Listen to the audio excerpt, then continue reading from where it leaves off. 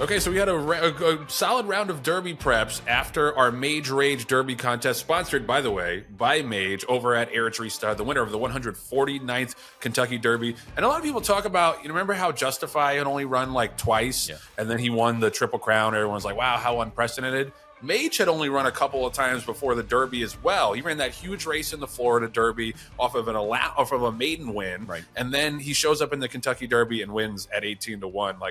He's obviously from a great young sire. We had a horse West Point did on Saturday named Sorcerer's Silver by Good Magic, who was super, super impressive, and we were stoked to have him. So you definitely want to buy into the Good Magic breeding line, because that's only going to get more prestigious and more successful as he has more sons, and Mage being out of Puka, who's a blue hen mare as well. I mean, come on, like don't be silly. He's a Kentucky Derby winner at a great stallion farm. Go take advantage of it, and take advantage of listening to how we did in our first week on the MAGE Rage Derby Trail Contest. How about Michelle? Pretty awesome start for Michelle Yu, jumping out to a lead with Citizen Bull. We were like, in round two, we were like, oh, she happened to get the 2-year-old champion, right? And she was in round two. Like she was disappointed about it. She was like, oh well, I guess I'll settle for Citizen Bull. I guess I'll take Citizen Bull, and lo and behold, and in many cases, Occam's razor, like the most logical explanation, is the correct one, and the most logical pick was Citizen Bull in that case.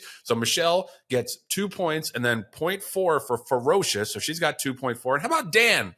Everybody loved to make jokes about Dan and his team, including myself and John, and then here he is, just right behind Michelle after Captain Cook wins the Withers over the weekend. So he's got 2 points, and now he's in second. Skip, you got to adjust your morning line, buddy. You got to adjust those odds. And then after that, Joe, that's me, and Sam are tied for third place with 1 point, because I had Rodriguez, who was second to Citizen Bull, and then she had Tappan Street, who was second in the Holy Bull on Saturday. And then Mr. Last Pick, John, is in last with Matticat Road, but did not get blanked. Matticat Road got 6 points, 0.6, so it's all still very close. And these preps are only going to heat up. John, any reaction to that first weekend? Well, I think you hit the nail on the head, Joe. It is the first weekend of February. And whereas these races are important, no doubt about it, historically, they're not the precursor of the Kentucky Derby winner. So it's great that some of these horses are moving along.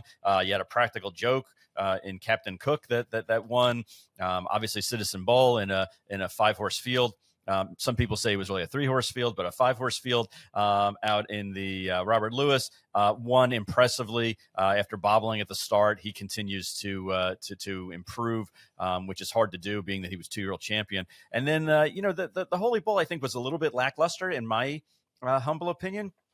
In the grand scheme of things, I think that the horse that won the previous race, Guns Loaded, that won the Mucho Macho Man, showed that he's a really good sprinter. And that 2 turns maybe isn't necessarily his cup of tea, as you like to say, Joe. But the main thing is that we're landing on a lot of good horses in the contest and representing properly. And there's only like 58 more Derby preps between now and the first weekend of May. So I'm sure that those changes, that the scorecard will change multiple times. At least I hope so. Yeah, well, I mean, there's a lot of meat on the bone, obviously, still. And I think what's interesting about Saturday at Gulfstream is, I mentioned Sorcerer's Silver. River Thames was also very impressive in that allowance race.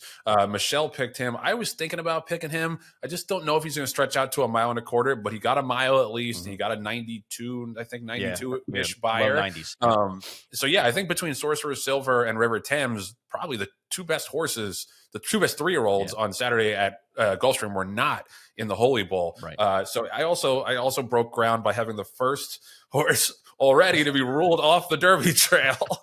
So rated by merit. Listen, I knew this was a risky selection. He had only breezed once, but I figured he showed enough talent as a 2-year-old that if he did make it to the Derby, he would be good value. But no, he's going to pass on the Derby, and then hopefully he can have a really good summer with some of the bigger races. Because he was running big numbers. Like, he was running 2s on the Thoroughgraph sheets, like 99 buyers.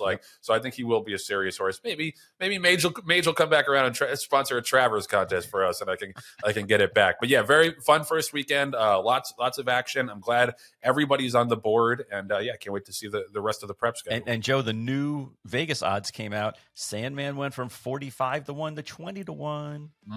Just saying. Wow. Wait until they see the shirts you printed up. Then he's going to go down to like 8 to 1. What? I'm knocking wood. We're not talking. Yeah, no. We don't. The Kentucky what? Never heard of it. Yeah, first weekend in May. That's all we're saying. First weekend in May.